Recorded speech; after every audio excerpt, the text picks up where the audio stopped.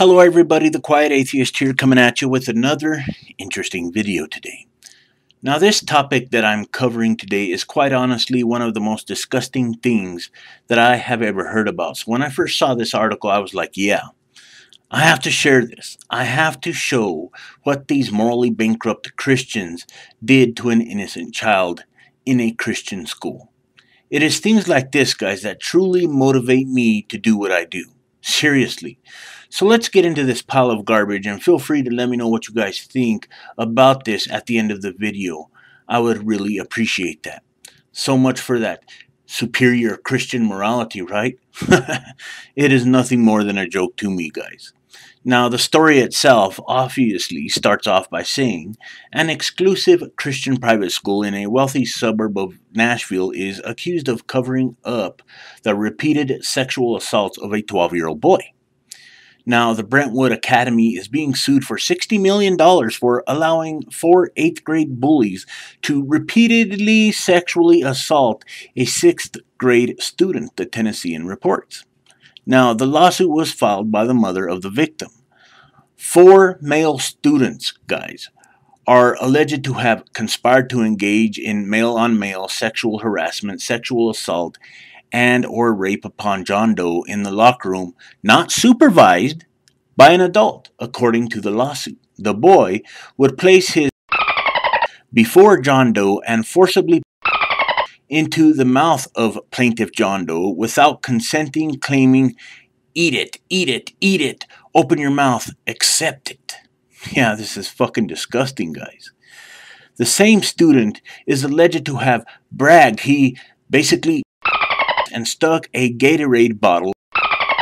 Brentwood Academy headmaster Curtis G. Masters allegedly told the victim to basically turn the other cheek and that everything in God's kingdom happens for a reason.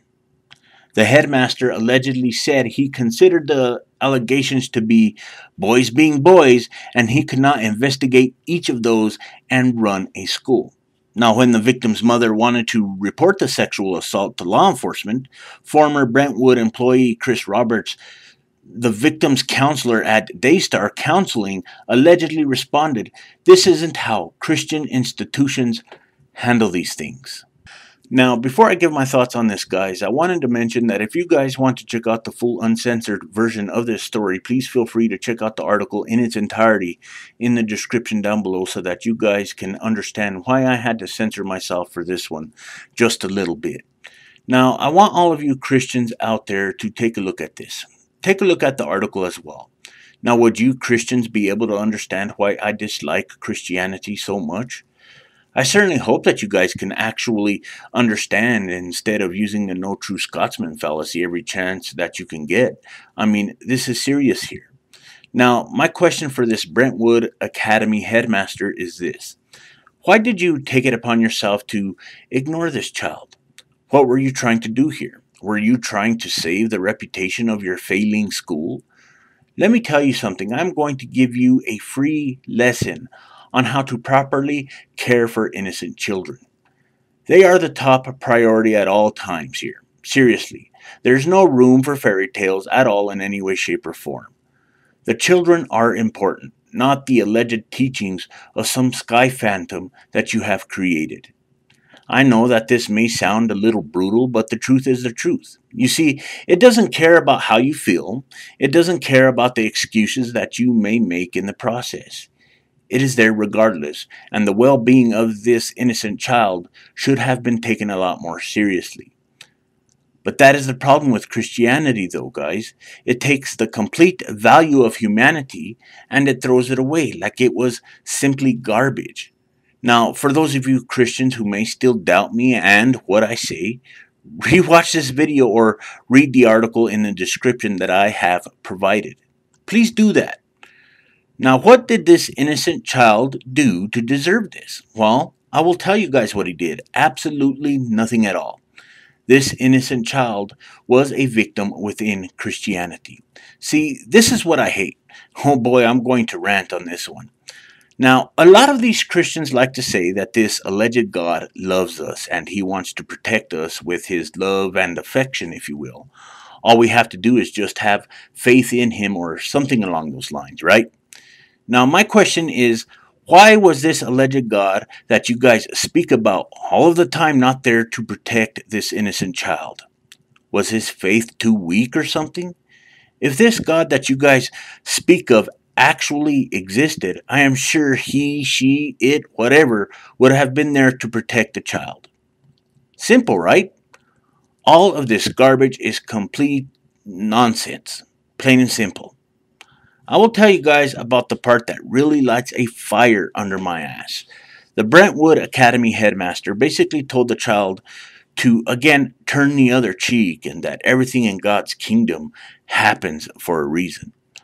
So, not only did this morally bankrupt Christian have the audacity to tell the child to ignore what happened, he basically told him that there were reasons why it happened in the first place, basically telling him that it was his fault that this happened.